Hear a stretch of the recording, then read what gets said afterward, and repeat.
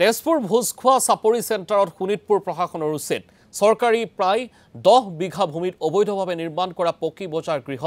দোকান গৃহ আৰু বাসস্থানত চলিছে এই উচিত পকী ঘৰটো পৰিল প্ৰশাসনৰ জেচিবিৰ হাতৰা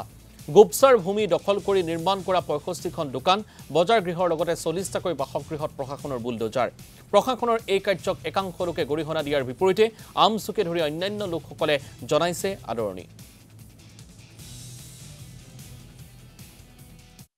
ভোজখোৱা চাপৰিত দাগ নম্বৰ 380 টোটাল 9 বিঘা 4 লেছাৰ মাটি এভিকশ্যন আছে মাটিটো বিজিআৰ হয় আৰু সকলো ইললিগেল এনক্ৰোচাৰ্ছ হয় আৰু সেইকাৰণে আজি এভিকশ্যন কৰা হৈছে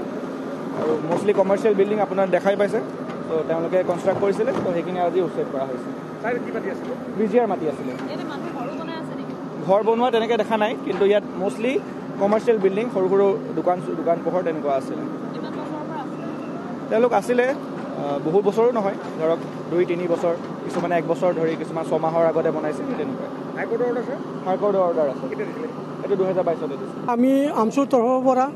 আদৰণি জনাইছোঁ যেহেতু চৰকাৰী মাটি কোৰ্টক আমি সন্মান জনাই আমি কোনো ধৰণৰ প্ৰতিবাদ কৰা নাই কোনো কৰা নাই কিন্তু আমি বিশেষভাৱে আমি উপায়ুক্ত মহোদয়ক বিনম্ৰভাৱে অনুৰোধ জনাইছোঁ যিকেইজন মানুহ ইয়াত বসবাস কৰি আছিল প্ৰায় 33টা ঘৰ আছিল তাত আৰু প্ৰায় 40-45টা দোকান আছিল